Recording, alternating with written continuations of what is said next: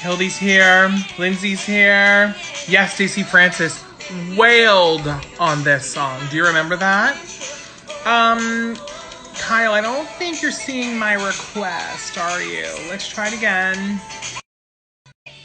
Hopefully, you're seeing a little bar that says we're connecting. Oh, that was so hard.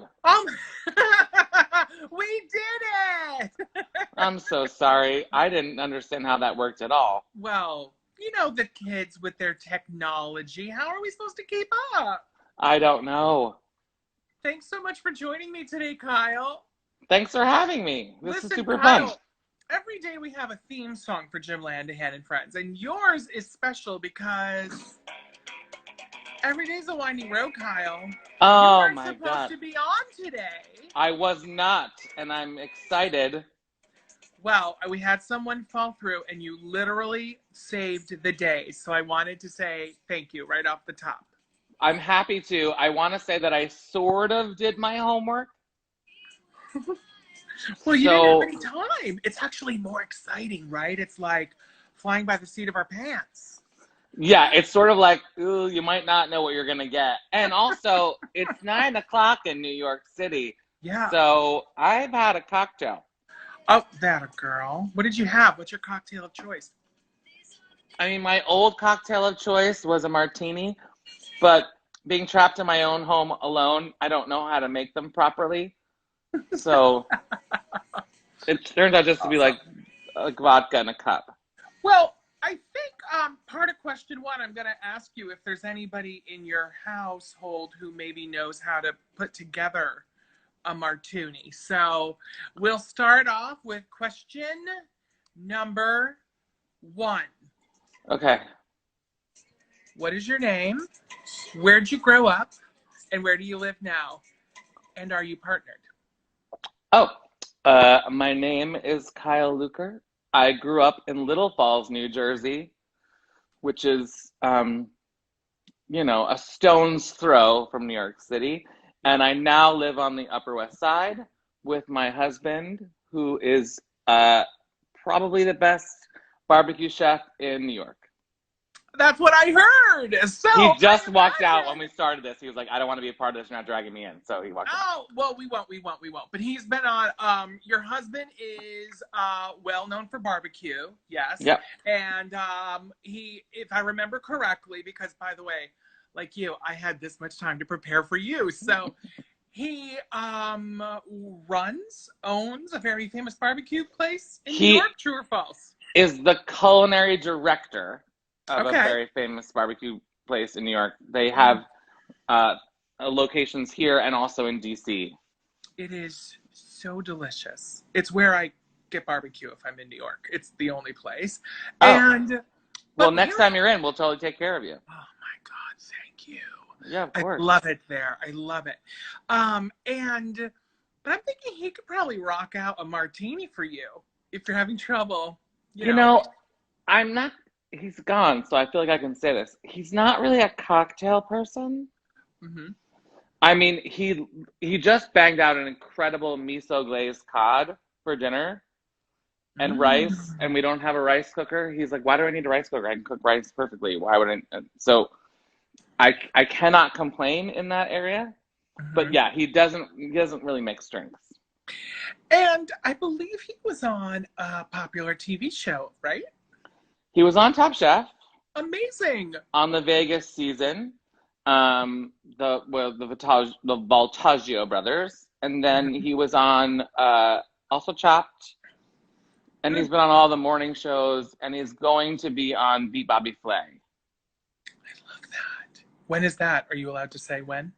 They haven't actually told us. I think based on like what they cooked, it's a fall episode. But so cool. I don't know. I love it. I love it. Question number two. And the sad part, wait, hold on, I want to tell you this. The sad part was he was convinced he wasn't allowed to have any guests. So it was just me and my one friend that we went. And then we checked in and we were with all the extras. Meanwhile, the other guy had his whole family there. And I'm like, oh my God, now I have to befriend the extras to get them to cheer for you because you were so stupid. You didn't know we could invite guests. Which, of course, I did, but yeah, it was very strange. Anyway, sorry, you can go on to No, no, no. I want to tell you, I have a friend. She's now my personal medical medium. Her name's Heather Carlucci, but she used to be a chef in a former life. Owned a couple restaurants. Got to be pretty like in with a lot of those top chef folks, you know. And so she took me one time to an event where all of the top chefs were cooking at stations, and ostensibly rich fancy people paid like $500 a head to go in, but we went for free because we're fabulous. Our ticket was fabulous. So we go inside and we got like, I remember Carla from the Oh yeah, she's so nice. I mean, lovely. And her station was this pasta with this like homemade turkey sausage. And I was out of my mind at this event, but this is why I bring it up. We had to vote for our favorites, and I decided that we needed to vote for Carla, that we were related to Carla. We were her family. And so I remember just screaming at the top of my lungs, and Carla won, I think, because we were drunk and loud. So she is the sweetest. And I have to tell you, like, I've met her a couple times, and she's always very gracious. But you should try to get Ash to do this with you, because he's a lot of fun. He just freaks out if it's like last minute. Well, I'll have my executive producer, Stephanie Laughin, work that out. You should. Hop, hop. Okay, it's done. Ash already has an email. Question number 2. Yeah. I love a sound effect. Yeah. Describe yourself in 5 words or less. Tiger trapped in a cage. Why do you say that? Because I'm just not used to like being in my apartment like all day, every day, and not being able to go outside. I mean, like I went outside today for a walk, and with my mask, and I went to Central Park with my mask, and I went to the natural food store because there's no line at the natural food store, unlike the Trader Joe's, which has a 2-hour line where they talk all day out my window, all day.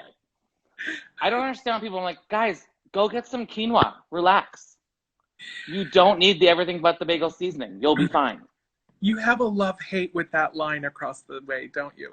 At Trader Joe's. It's not even across the way. Like, you guys, I'm in my living room right now. Like, I even lit a fire for you. Lovely. Like, in the front, like, every morning, and it's not all day, but the people in the morning feel like they have to call their friends and tell them how, like, what a great spot they got in the line and what they're going to get. And they're shouting. And like, I put the air conditioner on. And it's 40 degrees here in New York. Yeah.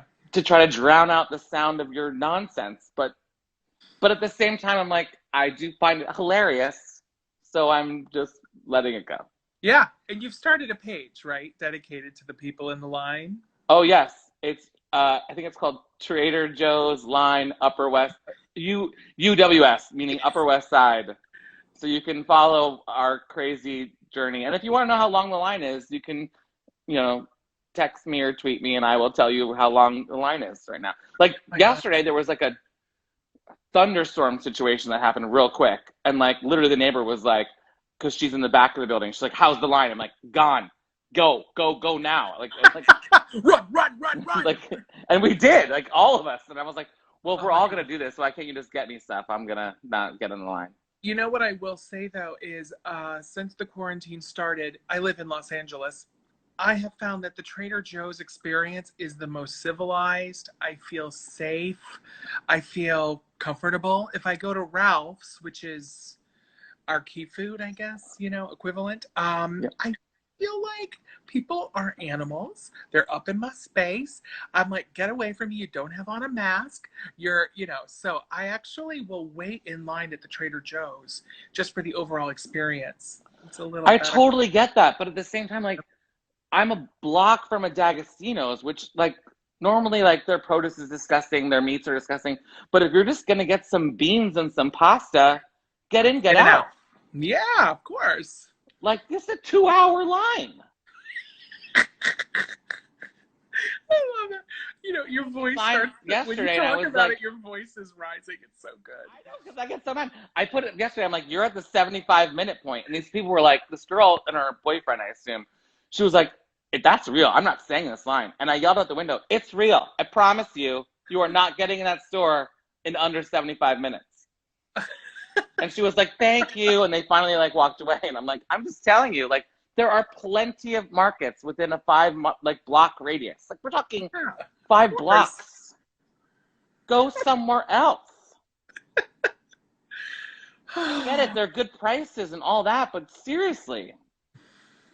I'm sorry. It's so It's funny. fine. It's like, Your angst is bringing us so much joy. I love it. I yeah, love like when I run out of Netflix, I just go to the front window and I watch that. it. Question number 3 is, Yes. how did you and I meet? We met over this medium because Stephanie Laffin, who is a dear old friend of mine, and I mean old, introduced us. So I guess the better question is, how did you and Stephanie meet? Well, Stephanie likes to say that she got me in the divorce. She was friends with my old boss, who I think I'm legally not allowed to say anything bad about, but I'll say this. My boss before her tried to kill herself and left her body for me to find, and I liked her better than this boss.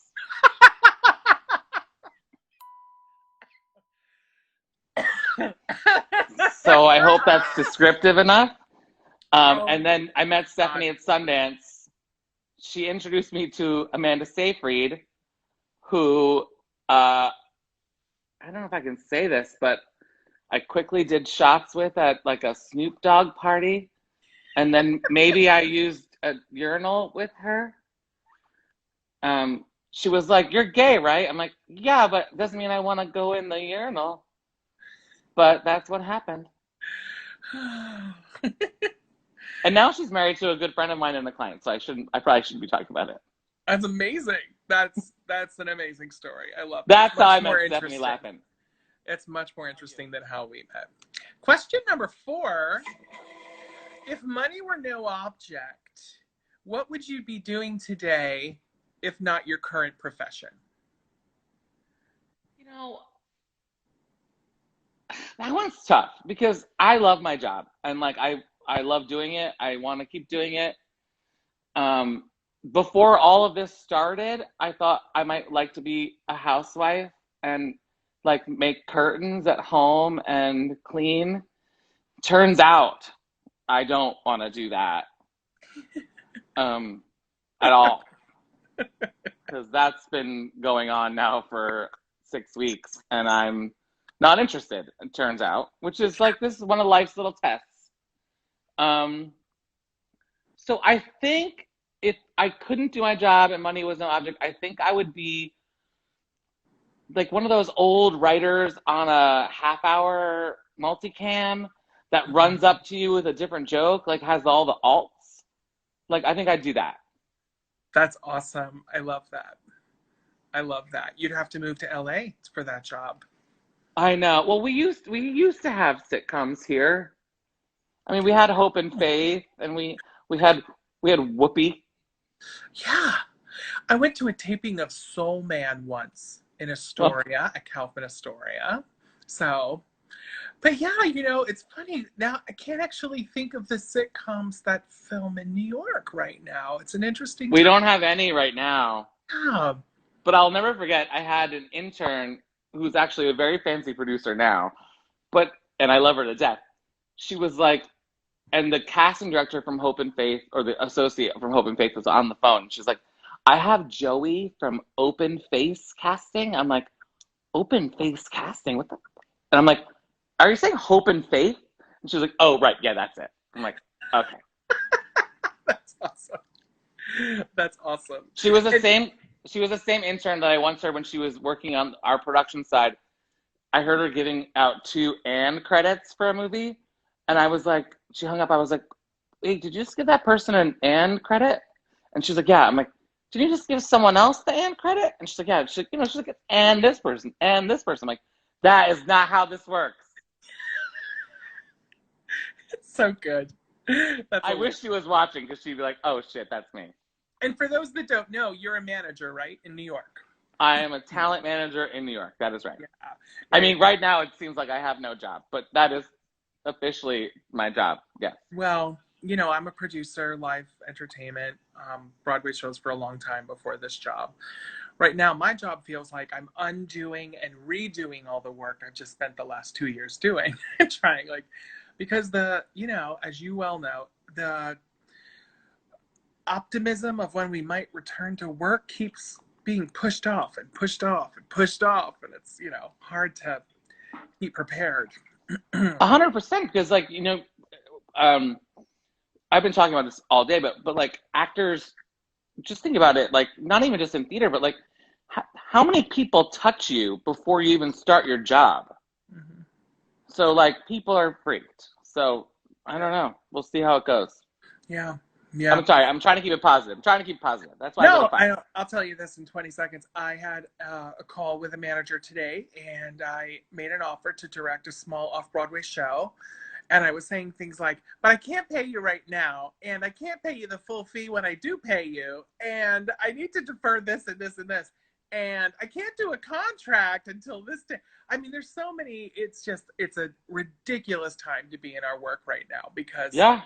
and I want to keep going, and I want to keep prepping my projects so that we can hit go when it's time. But ooh, it's a rough time. Thankfully, we're all in the same boat. So the folks on True. your side of the fence are like, Jim, that's ridiculous, but I understand it. So, 100%. yeah. All right. Question number 5 is my favorite question. Past or present, who would be most surprised to learn that you have a crush on them? Well, I want to say Josh Charles, but he wouldn't be surprised because I was at a party with him like 20 years ago where I was telling my best friend that Josh Charles was at the party and that she should come right away because he was so hot and he was smoking and he heard the whole thing. And Amazing. yeah, and then years later, I became really good friends with his best friend, and I told her that that person was me because she was like, "Oh, there's this story about this guy," and like that was me. And then I'm on the board of 24-hour plays, and he did it, and we were in the elevator together and had some champagne, and I was like, "Hey, you know this story?" And he's like, "Oh my God, yeah, do you know that guy?" I'm like, "Yeah, that was me." And he was very sweet, and he hugged me, and was very nice about it. So I don't. That's It's not a awesome. surprise, but that's sort of my answer. Do you want to hear my story that's Yeah. similar? Mine is Norm Lewis, the Broadway star. Oh, And a I lot of know. people know Norm Norm from Lewis is shows. so sexy. Oh, I mean, he's head to toe a dream sequence. He is so perfect. And he used to be represented by a manager, an agent who I know Stephanie through that office. I don't want to say the name because that person may or may not have been in jail. But long story Oh, I know short, who it is. I know who it is. Okay. yes. So anyway, long story short, I met him through my mutual friends that worked at his agency, and then I met him again. And then the third time, they convinced him to come to my birthday party and sing for me. I mean, swoon-worthy moment, right? So then, long story short, so the mutual friend is Christine Cromer, Kyle. Stephanie is popping. I kind of figured that out. Yeah, I Yeah. lived with Christine for a long time back in the day. So No way. yeah, she was my favorite and best roommate of all time. I love Christine. Love her. So, long story short, I got to know Norm pretty well, and then I would see him out, and then people were like, "Oh my God, I forgot you love Norm Lewis," and I would just casually be like, "I think he's my husband," and then that morphed into, "Yeah, we're dating now, we're engaged." That morphed into, "We're fully married." Anyway, long story short, I'm living in Maryland. I'm working on a bunch of Andrew Lloyd Webber shows. I go to an opening. Norm's there. He goes, "Jimmy!" He's got that big voice. Yeah. And I was like, "Hi, Norm." I mean, I just melt when I see him. And he goes, "Are you still telling people that we're married? I love it." So, Oh, my story. Yeah, he busted me. that's that. You at least you got married. I just got a hug in an elevator. Christine Cromer officiated your wedding. She did. I love that. She Oh, did an incredible job, and like my family is super, super Catholic, and they kept asking me like, "What church does she belong to?" And I was like, "Oh, I don't know. Ask her." the Church of And Lesbian. I don't know. Christine just walked around making shit up, and like they ate she did like honestly like an epic job. Christine Cromer, one of those people who the light shines from inside her, and she's always the brightest light in the room, right? She's amazing. Yes, I love I her. just zoomed with her the other day. We just zoomed. Oh my God, I want to do that. Stephanie, Christine Cromer should be on this show. You should have her on. Stephanie! She's happy to zoom. She's up at her house upstate with her it. dogs and her cat and her daughter and living her best life. I love it. All right, question number 6. What movie or TV character do you most identify with? Okay, so this one I feel like is a trap. But like for example, I want to say David from Schitt's Creek, but I feel like everyone's saying that right now. Yeah. And if you ask anyone in my family, they're like, "Oh, he's Jack from Will and Grace." But I feel more like I'm Robert Downey Jr.'s character in Soap Dish.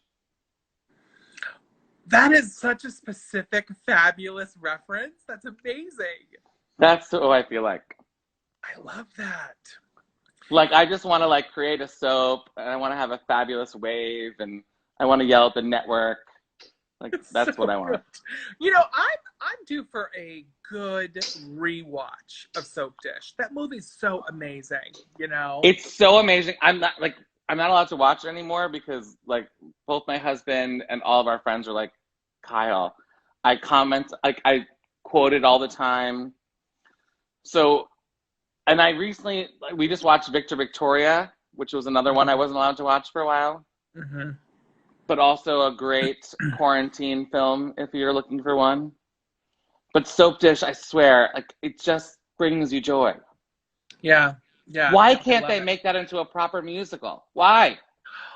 You know, it's fun. I mean, you and I could talk for hours about the shows that have been made into musicals, and it's like, why did you do that, Big Fish? Why would you have done that? But did you see Moulin Rouge?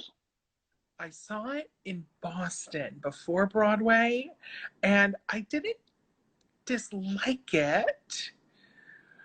But the look on your face, Kyle, is so good. You didn't have a good time at Moulin Rouge? I first of all, okay, so going into the theater, incredible, beautiful, stunning, absolutely. And then it started, and I was like,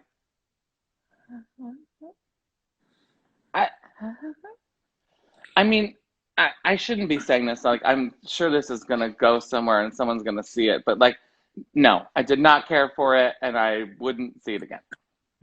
Now, EPSL. And if you and I were just talking, I would have more comments.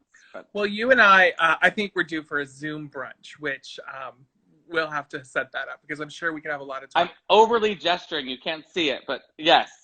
Yeah, I would love that. Stephanie's prompting me to ask you about Frozen. Now, before you answer, you represent one of my favorite performers, Ryan Redmond. So Ryan is a dream to represent. Like, she's just, I don't know, she's just sweetness and light. And when they were to come in for Olaf, we were like, is this a mistake? And then she went in and she was the only girl there. And she's like, I don't think this is right. But Rachel from Chelsea, who was casting, was like, I just had this idea. And she got it. And she loves every second of it. And I took my nephew, who was 7, to his first Broadway show. And he loved every second of it. And then we went backstage and he met Ryan. And she showed him like the puppet. And she showed him... what's the reindeer's name? Sven. Yeah, so she showed him all of that, and he was like, wait, there's people inside there. Like, she's just a giant heart of a human. And Stephanie was the one that told me that I should work with her because Stephanie saw her in Bring It On in LA. And so I did, and it's been great. Yeah. Ryan's an immense talent, an immense talent. And isn't it special when you get to bring family to a show like that and they get to go backstage and like see the Disney magic and all that? It's my favorite part of working in this business. Yeah, because for me, like if I don't have someone with me that's gonna like enjoy that part of it, it's like, oh God, I gotta go backstage. I gotta like, especially if it's a show that you didn't love and you gotta be positive. It's great to have someone with you that can like fake it. Well, I have a thing I do. My friends all know this. So if we go see somebody in a show and we're waiting for them to come out of the stage door and they come out, we do this thing where we go, oh my God, that is such a fun show. And then my other friend will be like, that was so much fun. Fun is our code word for, well, Yeah. that show was horrible, honey, but we love you. I was at a premiere at Sundance, and I was talking to the director after a movie I hated. And they were like, what did you think? I went, well, I think it was shot beautifully. Yeah. Yeah. And that was all I could say. You can always find something positive, even in the worst projects, right? So, yeah. All right. Question number. Did you answer that? Oh, yeah, you did. Robert Downey Jr. Question number 7. For what reason would you always be on the tabloids if you were like a famous Hollywood actor? Probably because I was out with someone I shouldn't have been out with. Like I tend to become friendly with people that will get me in trouble, like Stephanie. Mm-hmm. Yeah, she's trouble. Yeah, like I'd end up like in the corner of a picture of something I shouldn't be in. Mm-hmm. Yeah. It's hilarious. Question number 8 is easy. Yeah. White meat or dark meat? So I wasn't sure if what this question meant, like, or if it was like a double on, like, I mean, if you're offering me like actual chicken, I'm gonna choose dark meat. If you're offering me a person, don't care. But if it's chicken or turkey, I choose the dark meat because it's juicier. Mm-hmm. Well, I love the way people answer that question says everything. So I love that. I'm exactly the same way, except if I'm having a chicken sandwich, I want a piece of white meat. Like I want a Popeyes chicken sandwich with a big fat piece of breast meat in there, you know? But yeah, when it comes to boys, oh, white boys bother me and bore me. So, you know. Yeah, for me in that case, I'm like, I don't know. Yeah. Question number 9. What's your favorite curse word? Oh, okay. This one I was actually excited to answer because my favorite curse word is actually a word I'm incapable of saying because it's like a British curse word. But I love the word bullocks. Oh, that's a good one. I used to be a cruise director, and like a lot of the girls would always be like, "Oh, fucking bullocks," and I'm like, I would try to say it, and they're like, "No, Kyle, you're not saying it." They're like, and I'm sure I'm still saying it wrong, but it just a British woman saying bullocks to me just sounded like the coolest thing ever. Now, you don't know this about me, but cruise director is like on my bucket list because I would be an awesome cruise director. I'm afraid I'm too old to do it now, though. I'm older and set in my ways. So tell me the good and the bad and the ugly of cruise direction. So, uh, first of all, I worked for a lot of people when I was starting that were much older than I think that we are now. So there's that. Mm-hmm. The thing is, you're always on someone else's vacation. So if Mm-hmm. you're okay with that, then that's the first start. Also, if you date anyone, you automatically live with them. So that's weird. Mm. And not that this was me, but if you date anyone and you cheat on them, everyone on board knows. Wait, so There's back me up. I'm a cruise director, so I have a private room or I have a roommate. no, you have a private room. Okay. But if I start dating somebody, they have to move in with me. That's a No, rule. no, no. But you're on a boat, like so you live with them, so like I they know can go what you mean. back to Yeah. their room, Okay, got it. but also their room, unless you're dating someone above your station, which there isn't that much above that station, they're gonna want to live in your room because they have a roommate. Got it. Got it. Sure. So like, I mean, there was definitely times people I think probably um, spent time with me because I had a full size bed and a window. And by a window, I mean I had like a little tiny porthole. So, yeah. And also, people die all the time, which is sad and it's hard because you have to cover it up. Okay, first of all, I want to say before we get too far away, I've done so many things in my day for a little tiny porthole. What do they do with the dead bodies on a cruise ship? Where do they go? We put them in the morgue, Oh God. but I mean, on the ship, on the class of ships I was on, this was years ago, we had 1,200 passengers and we only had 4 spots in the morgue. So I'd always heard this rumor that if there were 5 dead bodies, something would happen. It normally never happened because the bodies have to go off in the first port. So the chances that you have 5 people die between 2 ports are rare. Mm-hmm. But we were going from San Diego to Hawaii. And so we did 5 days at sea. And the hotel manager, who I really, really liked, and people don't realize that people think the captain's in charge. He's not. It's the hotel manager. It's basically a hotel. The captain's just like the bus driver. I hope there's no captains watching this and get mad at me, but that's true. And the hotel manager knocked on my office door and was like, "Hey, can you make an announcement? We need to have an emergency ice cream extravaganza." And I was like, "No, no, I have a full day planned," because everything on a ship is planned to get you to spend money. So like, the trivia to get you to walk by the jewelry sale, like the drinks at the pool or the ice carving by the pool is to get you to go to buy drinks by the pool. Like, it's all designed. And I was like, no, no, I've designed a full day. It's perfect. And he was like, no, no, Kyle, you're not listening. Emergency ice cream extravaganza. I'm like, oh my God, that was like a rumor. He's like, no, we have a 5th body, so we have to clear out the ice cream thing. And I'm like, oh my God. So there I'm making an announcement. I'm like, ladies and gentlemen, our executive chef, I don't know, Franz Liebenhausen, that would be his name, something like that, has surprised us with fudge and blah, blah, blah, blah, blah, and ice cream and sprinkles because we have a 5th body. And the people who are with whichever body is that, someone has to go off with the body and they don't want to go. They're like, oh, Grandpa would have wanted me to stay and, enjoy the cruise.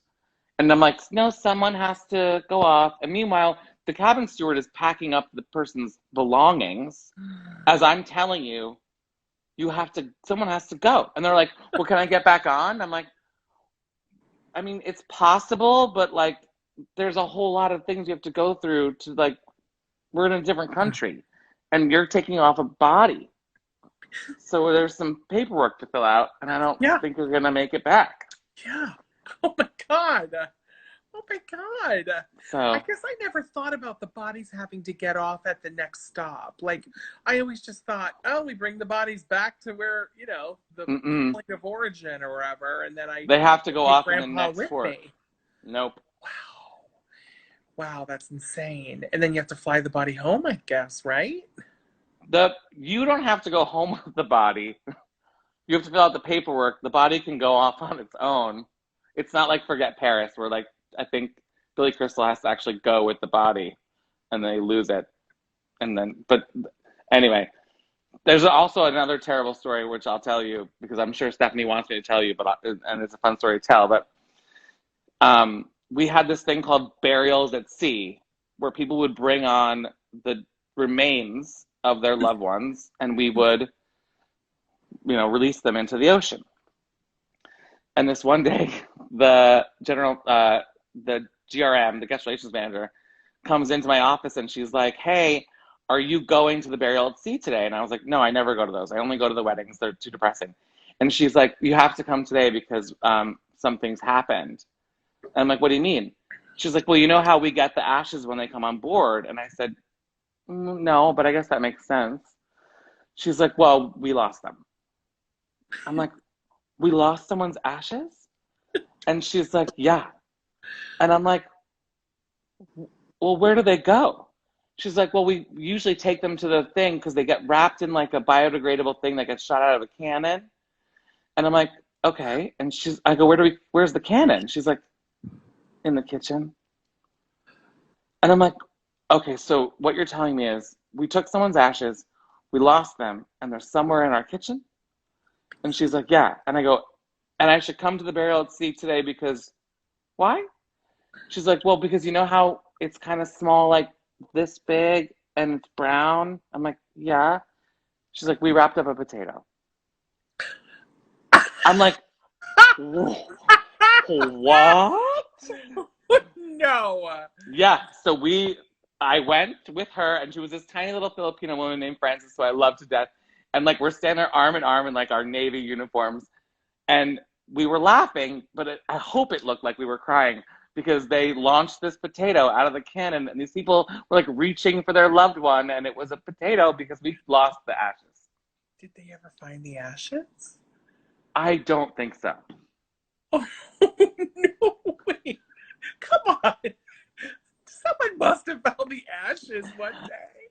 Maybe. I mean, I was only on that ship for a couple more months. I mean, it's possible that someone found them or didn't know what they were or just threw them out. I don't know, but that is amazing. Oh my goodness. Well, I've been on I hope I answered the question. I always want to be the cruise director, though. Like when I'm on a cruise, I'm like, I could do that job. I would be awesome at that job. I love it. It's a lot of fun, but like it's crazy. Yeah, it sounds like it. And to your point, you're kind of like everybody's best friend on their vacation, right? So it's hard to. Right, and they all want to talk to you. They all think that they know you, Yeah. and you're like the fake celebrity on board. So it's like. No, but fake celebrity's my wheelhouse. I'm so good at that. You know. All right, question number 10. What's the last text you sent, and who did you send it to? I don't know. How could I see that? Can I? You have to kind of make it up because if you look at it now, you'll turn me off, and that'll be sad. Well, no, I can go to my computer and look on my. I can go on my computer and see. You can do that, yeah. Hold on.